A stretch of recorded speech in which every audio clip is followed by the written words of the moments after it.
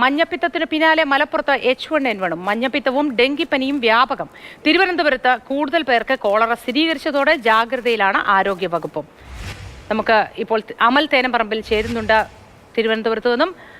അമൽ, good morning. ഈ cholera പടർന്നു പിടിക്കുന്ന സാഹചര്യത്തിൽ സ്ഥിതി നിയന്ത്രണ വിധേയമാണ് എന്നാണോ ആരോഗ്യവകുപ്പിന്റെ സ്ഥിരീകരണം? ഇതിനെയൊക്കെ മറികടക്കാൻ നേരിടാനായി എല്ലാ സജ്ജീകരണങ്ങളും ആശുപത്രികളിൽ ലഭ്യമാണോ?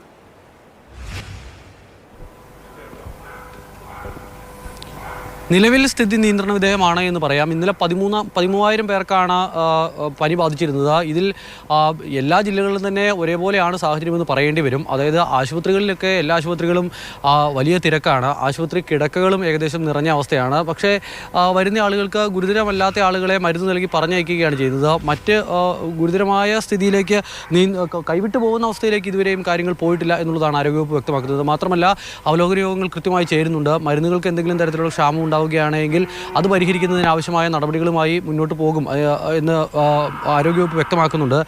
ടാസ്ക് ഫോഴ്സ് അടക്കം നിയോഗിച്ചുകൊണ്ടാണ് ഈ കോളറ അടക്കമുള്ളവരുടെ പ്രതിരോധ പ്രവർത്തനങ്ങളുമായി ആരോഗ്യവകുപ്പ് പോകുന്നത്. നമ്മളിപ്പോൾ ഉള്ളത് ശ്രീകാരുണ്യ മിഷൻ ചാരിറ്റബിൾ സ്കൂൾ സൊസൈറ്റിയുടെ ഭാഗത്താണ്. ഇവിടെ ഉണ്ടായിരുന്ന കുട്ടികൾക്കാണ് തിരുവനന്തപുരത്ത് കോളറ സ്ഥിരീകരിച്ചത്. ഇവിടെ മുഴുവൻ സ്ഥിരീകരിച്ച 9 പേരുണ്ട്. 9 പേരും ഇവിടുത്തെ ആളുകളാണ്. ഒരാൾക്ക് ജീവൻ നഷ്ടമാവുകയും ചെയ്തു. എന്തായാലും ഈ കോളറ ബാധിച്ച് നിലവിൽ ചികിത്സയിൽ കഴിയുന്ന ആളുകളുടെ ആരോഗ്യനിലയിൽ ഗുരുതരമായ പ്രശ്നമില്ല എന്നുള്ളതാണ് ഈ സൊസൈറ്റിയുമായി ബന്ധപ്പെട്ട ആളുകൾ വ്യക്തമാക്കുന്നത്. ഇപ്പോൾ എന്തായാലും ഇതിൻ്റെ പ്രവർത്തനം താൽക്കാലികമായി നിർത്തിയിട്ടുണ്ട്. പക്ഷേ അകത്ത് കുട്ടികളും മറ്റുമൊക്കെ ഉണ്ട്. വെള്ളത്തിൽ നിന്നായിരിക്കാം ഒരു പക്ഷേ ഇവിടെയുള്ള കുട്ടികൾക്ക് കോളറ പകർന്നത് എന്നുള്ളതാണ് ഇവിടെയുള്ളവരും ആരോഗ്യവകുപ്പും ഒക്കെ വ്യക്തമാക്കുന്നത്. സാമ്പിളുകൾ കൂടുതൽ ശേഖരിച്ച് ആരോഗ്യവകുപ്പ് പോയിട്ടുണ്ട്. പക്ഷേ ഈ വരുന്ന സാമ്പിളുകളിൽ നമ്മൾ ഇതുവരെയും കഴിഞ്ഞ ദിവസം 16 പേരാണ് ഈ രോഗലക്ഷണങ്ങളുമായി ചികിത്സയിലുള്ളത്. പക്ഷേ നമ്മൾ നൽകുന്ന സാമ്പിളുകളിൽ ഭൂരിഭാഗവും അതിൻ്റെ ഫലം വരുമ്പോൾ അത് പോസിറ്റീവാണ് എന്നുള്ളതാണ് ഏറ്റവും ആശങ്കപ്പെടുത്തുന്ന കാര്യം. നിലവിൽ എന്തായാലും ആർക്കും ഗുരുതരമായ അവസ്ഥയില്ല എങ്കിൽ കൂടി കൂടുതൽ ആളുകൾക്ക് കോളറ ലക്ഷണങ്ങളുമായി ചികിത്സ തേടുന്നുണ്ട് തിരുവനന്തപുരത്ത്. ഇവിടുത്തെ കുട്ടികൾക്കായി പ്രത്യേക ഐസൊലേഷൻ വാർഡ് ക്രമീകരിച്ചിട്ടുണ്ട്. ഇവിടെ രോഗം കണ്ടെത്തിയ ആളുകൾക്കായി. അത് ഐരാണിമുട്ടത്താണുള്ളത്. അതോടൊപ്പം തന്നെ മെഡിക്കൽ കോളേജിലും ജനറൽ ആശുപത്രിയിലുമായി പ്രത്യേക സജ്ജീകരണങ്ങളും ഒരുക്കിയിട്ടുണ്ട്. ഇവിടെ അനിത എന്ന് പറയുന്ന ഒരാളാണ് ഈ സ്ഥാപനത്തിൻ്റെ പ്രധാന നടത്തിപ്പുകാരി. പക്ഷേ അവർ അല്പസമയം കൂടി കഴിയും ഇവിടേക്ക് എത്താൻ എന്നുള്ളതാണ് അറിയിക്കുന്നത്. അവർ നൽകിയ വിവരങ്ങളാണ് ഞാൻ അല്പം മുമ്പ് പങ്കുവച്ചത് ഇവരുടെ ആരോഗ്യനില സംബന്ധിച്ച കാര്യങ്ങളിൽ. എന്തായാലും നിലവിൽ സ്ഥിതി നിയന്ത്രണ വിധേയമാണ് എങ്കിൽ കൂടി ഇതുപോലെ തന്നെ കുറേ ദിവസം കൂടി മുന്നോട്ട് പോവുകയാണെങ്കിൽ, മഴയാണ് ഏറ്റവും വലിയ പ്രശ്നം. ഇടവിട്ട് മഴ പെയ്യുന്നു. അങ്ങനെ മഴ പെയ്യുമ്പോൾ സ്വാഭാവികമായും ഈ കൊതുക് പെരുകുന്നത് അടക്കമുള്ള വിഷയങ്ങളുണ്ടാകും. മാത്രമല്ല മാലിന്യ പ്രശ്നവും ഗുരുതരമായിട്ടുണ്ട്. അങ്ങനെയാണ് എങ്കിൽ കുറച്ചുകൂടി ഇതേപോലെ മുന്നോട്ട് പോവുകയാണെങ്കിൽ സ്ഥിതി രൂക്ഷമാകാനുള്ള സാധ്യത കാണുന്നുണ്ട്. അങ്ങനെയുണ്ടെങ്കിൽ ആരോഗ്യവകുപ്പ് ഇപ്പോഴും ഏർപ്പെടുത്തിയിരിക്കുന്നതിലും കുറച്ചുകൂടി കൂടുതൽ ക്രമീകരണങ്ങൾ ഏർപ്പെടുത്തേണ്ടി വരും. മോദി. ശരി അമൽ. ഇപ്പോഴുള്ള സ്ഥിതിയിൽ നിയന്ത്രണ വിധേയമാക്കാനുള്ള എല്ലാ സംവിധാനങ്ങളും ആരോഗ്യവകുപ്പിന്റെ ഭാഗത്തു നിന്നുണ്ടാവുമെന്നാണ് ലഭിക്കുന്ന വിവരങ്ങൾ. ഇപ്പോൾ നമുക്ക് അരുൺ അമൃതനാഥ് മലപ്പുറത്തു നിന്നും ചേരുന്നു. Arun, good morning. ഈ H1N1 പനി കൂടി പടർന്ന സാഹചര്യത്തിൽ ജനങ്ങളൊക്കെ ജാഗരൂകരാണോ? സ്ഥിതി എന്താണ് ഇപ്പോൾ അവിടെ? മലപ്പുറത്ത് മഞ്ഞപ്പിത്തം പടർന്ന ഒരു സാഹചര്യം ഉണ്ടായിരുന്നു. അതിന് പിന്നാലെയാണ് ഇപ്പോൾ H1N1 12 പേരിൽ കൂടെ ബാധിച്ചത്. ഈ മഴക്കാലത്ത് ഉൾപ്പെടെ ഈ രോഗബാധ ഉണ്ടാവുന്നതാണ്. പക്ഷേ ഈ 7 ദിവസത്തിനിടെ കൂടുതൽ പേർക്ക് ബാധിച്ചതിനാൽ ഇനിയും കൂടുതൽ പേരിലേക്ക് രോഗം എത്തിയിട്ടുണ്ടാകുമോ എന്നൊരു സംശയമുണ്ട്. എന്നാൽ തന്നെ ജാഗ്രതാ നിർദ്ദേശം ആരോഗ്യവകുപ്പ് നൽകിയിട്ടുമുണ്ട്. അപ്പോൾ ആശങ്കപ്പെടേണ്ട സാഹചര്യം നിലവിലില്ല. പക്ഷേ രോഗം നിയന്ത്രണ വിധേയമാക്കണം, കൂടുതൽ പേരിലേക്ക് എത്താതെയുള്ള കാര്യങ്ങൾ എന്തായാലും നോക്കണം എന്നുള്ളതാണ്. ഒപ്പം തന്നെ ഈ പനിയുടെ ഒരു കാര്യം പറയുമ്പോൾ നേരത്തെ നമ്മൾ സൂചിപ്പിച്ചതുപോലെ തന്നെ പനി ഏറ്റവും കൂടുതൽ ഏറ്റവും കൂടുതൽ രോഗബാധയുള്ളത് മലപ്പുറം ജില്ലയിലാണ്. അങ്ങനെ സ്കൂളുകളിലേക്കൊക്കെ വിദ്യാർത്ഥികൾ എത്തുന്നതിൽ വലിയ രീതിയിൽ കൂടുതൽ വിദ്യാർത്ഥികൾക്ക് പനിയൊക്കെ ബാധിക്കുന്നതായിട്ട് അറിയുന്നുണ്ട്. അത് അധ്യാപകൻ തന്നെയാണ് നമ്മോട് പ്രതികരണവുമായി എത്തുന്നത്. എന്താണ് കൂടുതൽ കുട്ടികളൊക്കെ എങ്ങനെ അവധിയാവുന്നുണ്ടോ?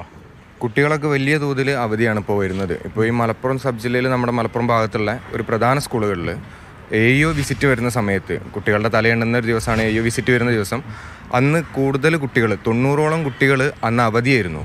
അത് കാരണം പറഞ്ഞിട്ടുള്ളത് പനി തന്നെയാണ്.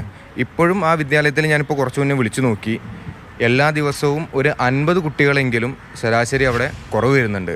അപ്പോൾ വിദ്യാർത്ഥികൾക്ക് ഇടയിലേക്കും രക്ഷിതാക്കൾക്ക് ഇടയിലേക്കൊക്കെ കൃത്യമായിട്ട് ഇതിൻ്റെ ഏത് രീതിയിലുള്ള പനിയാണ്, ഇപ്പോൾ പകർച്ചവ്യാധി ഏതായിട്ടാണ് നിലനിൽക്കുന്നത് എന്നുള്ളത് കൃത്യമായിട്ട് പറഞ്ഞു കൊടുക്കുകയും അവർക്ക് അതിനുള്ള മെഡിസിൻ എന്താണ്, അതിനുള്ള പ്രതിവിധി എന്താണെന്നുള്ളത് കൃത്യമായിട്ട് പറഞ്ഞു കൊടുക്കുകയും വേണം. ഇപ്പോൾ ഒരുവിധ ആളുകളൊക്കെ ചെയ്യുന്നത് കുട്ടികളെ സ്കൂളിൽ നിന്ന് വിളിച്ചു കൊണ്ടുപോകും, അവർക്കൊരു പാരസെറ്റമോൾ വാങ്ങിച്ചു കൊടുക്കും, തുടർന്ന് അവർ വീട്ടിലിരുത്തുകയാണ്. അത് കൃത്യമായിട്ട് ഡോക്ടറെ കാണിക്കുകയും അത് ഏത് മരുന്നാണ് കഴിക്കേണ്ടത് എന്നുള്ളതൊന്നും അവർ ശ്രദ്ധിക്കുന്നില്ല.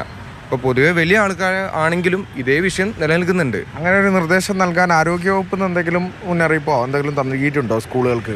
ഇതുവരെ വിദ്യാലയങ്ങൾക്ക് അങ്ങനെ ഒരു നിർദ്ദേശമൊന്നും വന്നിട്ടില്ല. കുട്ടികളുമായിട്ട് ബന്ധപ്പെട്ടുള്ള ഇങ്ങനത്തെ വിഷയങ്ങളുമായിട്ട് ബന്ധപ്പെട്ട് യാതൊരു നിർദ്ദേശം ഇതുവരെ വന്നിട്ടില്ല, നിലവിൽ ഇതുവരെ വന്നിട്ടില്ല.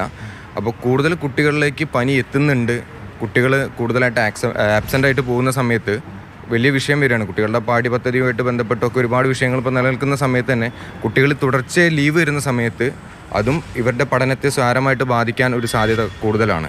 കുട്ടികൾക്ക് പൊതുവെ പ്രതിരോധശേഷി ഇപ്പോൾ നിലവിൽ കുറവാണ്, കായികക്ഷമതയൊന്നും ഇല്ലാത്ത കുട്ടികളാണ്. അവർക്ക് ഇത്തരം അസുഖങ്ങൾ വരുന്ന സമയത്ത് പെട്ടെന്ന് അവർ തളർന്നു പോവുകയാണ്. അപ്പോൾ കൂടുതൽ കുട്ടികൾക്ക് പ്രതിരോധശേഷി ഇല്ലാത്തതുകൊണ്ട് തന്നെ കൂടുതൽ കുട്ടികൾക്ക് അത് അധ്യാപകരിലേക്കും എത്തുന്നുണ്ട് ഈ പനി. അത് അവർക്ക് പിന്നീട് ഭയങ്കര ബുദ്ധിമുട്ടായിട്ട് മാറുകയാണ്. സ്കൂളുകളിൽ ഇത്രയും എണ്ണം വരുമ്പോൾ കുട്ടികൾ ഒരു AO വിസിറ്റ് വരുന്ന സമയത്ത് പോലും ഇത്രയും കുട്ടികൾ വലിയ രീതിയിലൊരു കുട്ടികൾ കൂട്ടത്തോടെ ഇല്ലാതാവുന്ന ഒരു അവസ്ഥ ഉണ്ടല്ലോ, പനിയൊക്കെ കാരണം വരാതിരിക്കുന്ന അവസ്ഥ ഉണ്ട്. വലിയ രീതിയിൽ കുട്ടികൾ വരുന്നില്ല എന്നുള്ളത് തന്നെ. അതായത് ഒരു സ്കൂളിൽ 90 കുട്ടികൾ വരുന്നില്ല എന്ന് പറഞ്ഞാൽ ആ സ്കൂളിൽ എത്രമാത്രം ആ പനി വ്യാപിച്ചിട്ടുണ്ട് എന്നുള്ളത് നമുക്ക് മനസ്സിലാക്കാൻ സാധിക്കുന്ന ഒന്നാണ്. ആ വിദ്യാലയത്തിൽ ഇപ്പോഴും ഞാൻ വിളിച്ച സമയത്ത് ഒരു ക്ലാസ്സിൽ 6 or 7 കുട്ടികൾ ലീവാണ്. UP സ്കൂളാണ് വരുന്നത്.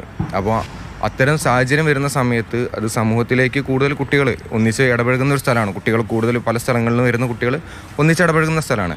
ആ സ്കൂളിൽ ഇങ്ങനെ ഒരു പനി വരുന്ന സമയത്ത് ഇത് കൃത്യമായിട്ട് ജാഗ്രത പാലിച്ചുകൊണ്ട് അതിനെ ഇല്ലായ്മ ചെയ്യുന്ന രീതിയിലേക്ക് നമ്മൾ പോയിട്ടില്ലെങ്കിൽ അത് വീണ്ടും പകർച്ചവ്യാധി ഇങ്ങനെ കൂടിക്കൂടി വരികയാണ്. അതെ, അത്തരത്തിൽ കർശനമായ ഒരു നിർദ്ദേശങ്ങൾ വേണം, മുന്നറിയിപ്പ് വേണം. അത് പാലിച്ച് തന്നെ ഈ രോഗത്തെ നിയന്ത്രണ വിധേയമാക്കണം എന്നുള്ളത് തന്നെയാണ് ഏറ്റവും പ്രധാനപ്പെട്ട കാര്യം. അത്തരത്തിൽ കുട്ടികളിലേക്ക് ഉൾപ്പെടെ പനി വ്യാപിക്കുന്നുണ്ട്, കൂടുതൽ പേർക്ക് പനി ബാധിതരായി അവധിയൊക്കെ എടുക്കുന്നുണ്ട് എന്നുള്ളതാണ് അധ്യാപകർ ഉൾപ്പെടെ വ്യക്തമാക്കുന്ന കാര്യം. സ്കൂളുകൾ സ്വന്തം നിലയ്ക്ക് തന്നെ മുന്നറിയിപ്പും നിർദ്ദേശങ്ങളും ഒക്കെ നൽകുന്നുണ്ട് എന്ന് തന്നെയാണ് നമുക്ക് എന്തായാലും അറിയാൻ പറ്റുന്ന വിവരം.